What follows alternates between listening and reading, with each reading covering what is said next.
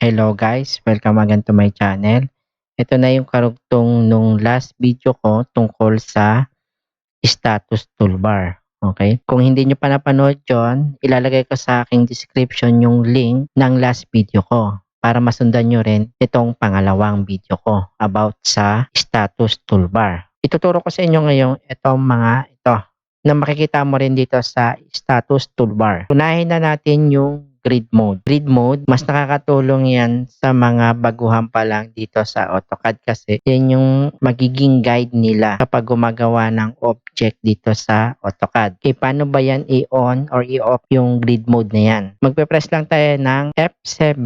Pag naka-on yan, makikita nyo na parang may graphing paper dito sa drawing area natin. Etong mga square na to, maliliit na square, pansinin nyo may malaking square at maliit na square, na i-set up yan kung gusto mong palakihan or paliitan. Para mabago yung size ng square na yan, magkukuman lang tayo ng DS. Punta lang tayo dito sa Snap and Grid. Then ito lang yung i-adjust natin para mapalakihan or mapaliitan itong mga square na to. Gawin lang natin 1. Automatic yan na kapag 1 ang space ng X, magiging 1 din yung Y para maging square. Ito, ibig sabihin yan, 5 1 by 1 dito sa malaking square. Okay, 5 1 by 1 pa horizontal, 5 1 by 1 pa vertical. Pwede natin lakihan to or liitan, depende na ito sa user. Halimbawa, gawin lang natin 6 or 6. Input natin 6. Ibig sabihin yan, may 6 na 1 by 1 dito sa malaking square. Okay? 6 na 1 by 1 horizontal, 6 na 1 by 1 vertical. 1, 2, 3, 4, 5, 6. 1, 2, 3, 4, 5, 6. Yan yung grid mode.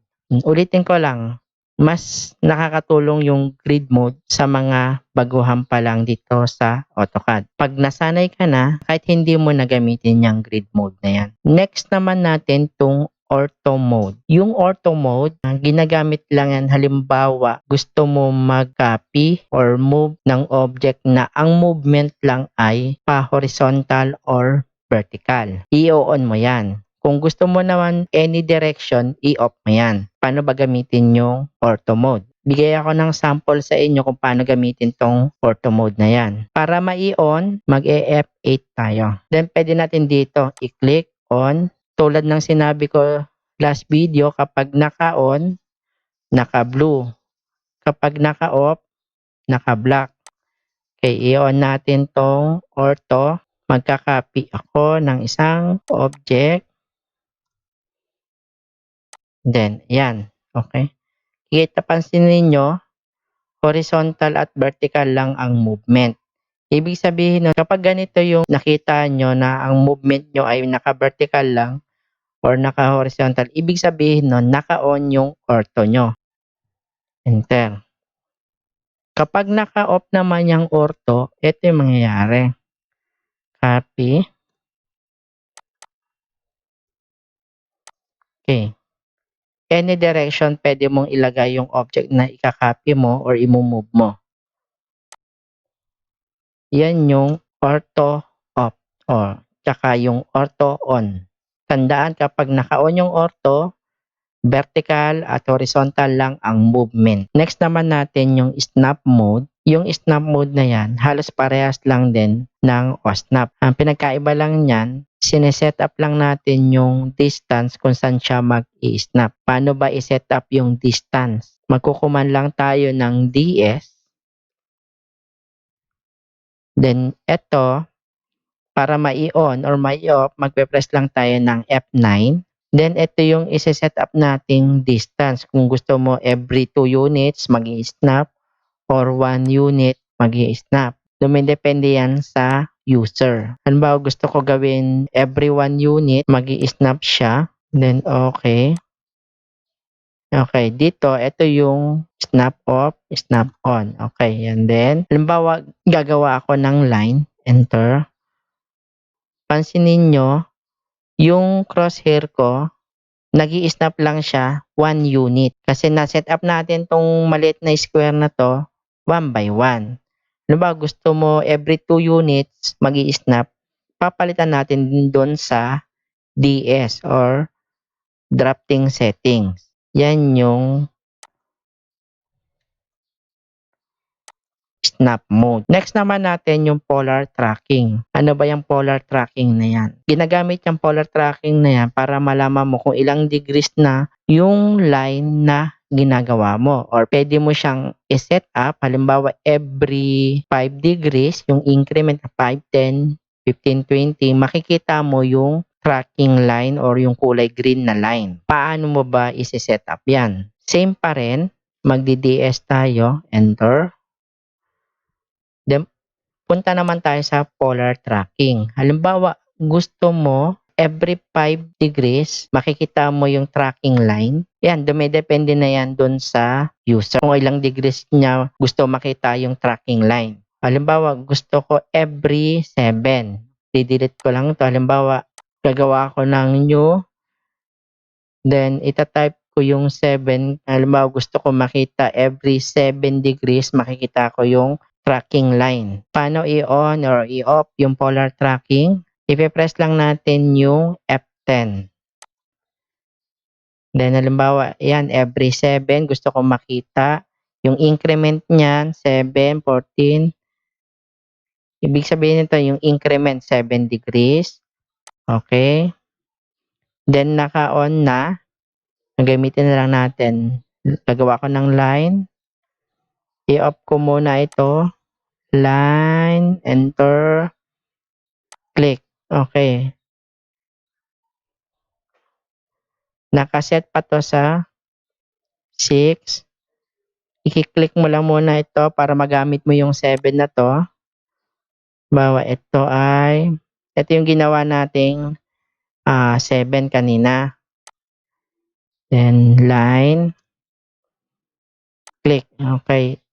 Yan, mapapansin nyo, every 7, yung increment ng degrees ay 7. Nakikita natin itong kulay green o yung tracking line na tinatawag. Yan yung polar tracking. Okay? Then, pwede mo na lang i-enter kung ano yung length nung line na gagawin mo or i-click lang dito. Okay? Yan yung polar tracking. Next naman natin yung OSNAP tracking. Yung OSNAP tracking, ginagamit yan. Halimbawa, gusto mong gumawa ng object na katapat nito, tsaka katapat nitong endpoint nito, tsaka endpoint nito magkatapat, or yung intersection nila, yan ang ginagamit ng OSNAP tracking. Kung hindi ka pa sanay or hindi mo alam kung paano gamitin yung OSNAP tracking, para makagawa ka ng object dito na parang intersection nitong endpoint nito tsaka endpoint nito, malamang ganito ang gagawin mo. Gagawa ka ng dalawang line na mag-intersect.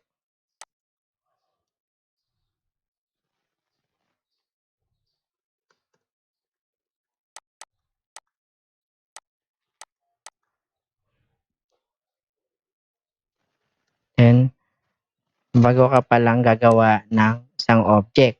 Okay? Malamang ganito yung gagawin mo. Kapag alam mo na yung OSNAP tracking, hindi ka nagagawa ng line. Diretso na. Paano ba gamitin yung OSNAP tracking na yan? I-on natin pamagitan ng F11. Okay? Or i-click mo lang ito. Then, okay na. Naka-on na yan. Halimbawa, gagawa tayo ng circle na katapat nito, tsaka itong katapat nitong isang object na to, dito. Okay, yung center ng circle, nandito parang intersection nitong dalawang line na to, imaginary. Pero kung alam mo na yung OSNAP tracking, hindi mo na gagawin yung katulad kanina. Ngayon, ituturo ko sa inyo kung paano gamitin tong OSNAP tracking na to. Okay? I-on lang natin. Okay, naka-on. Ngayon, gagawa tayo ng circle na ang center ay nandito banda rito na katapat nito tsaka katapat nitong line na to. Okay? I-on lang natin yung OSNAP tracking, then okay na yon. Ganito yung paraan or way paano mag-OSNAP tracking. Hindi natin i-click tatapatan lang natin kung saan natin gusto ilagay yung object.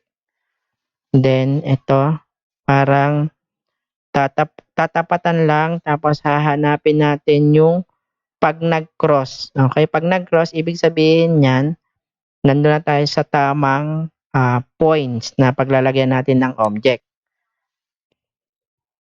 Yan yung OSNAP tracking. Next naman natin yung dynamic input. Yung dynamic input na yan, alternative lang yan ng command line. Pinagkaiba lang yan, kapag naka-dynamic input ka, yung mga command na itatype mo, makikita mo malapit sa crosshair. Paano ba i-on yung dynamic input? F12 lang tayo. Okay. Ito yung icon yan. Okay. I-on. Ibig sabihin, naka-on na yan. Try natin kung ano yung dynamic input na yan. Okay. Ibig sabihin yan, dito lahat lalabas yung mga command na itatype mo instead na dito. Depende yan sa user kung saan siya sanay. Doon ba sa malapit sa crosshair or dito sa baba. Dumidepende na yan sa user. Next naman natin yung selection cycling. Ano ba yung selection cycling na yan? Yan yung way kung paano ma-select yung mga nasa ilalim na object. Gagawa ko ng sample na object na nasa ilalim ng isa pang object. Kuha ko ng line.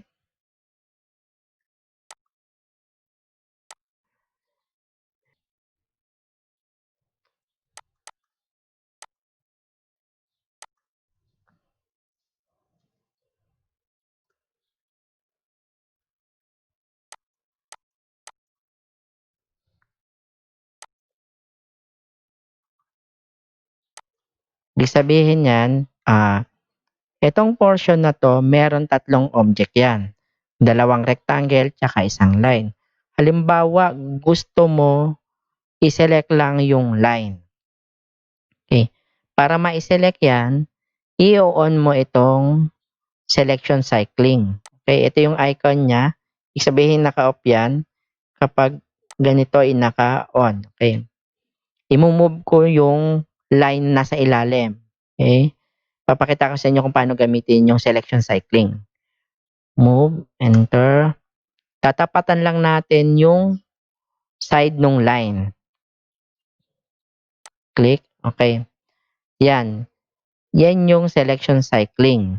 Kasi kapag naka-off yan, hindi mo maisi-select or malalaman kung may nakapatong or meron sa ilalim na object. Halimbawa, gusto ko i-select yung line, i-move yung line.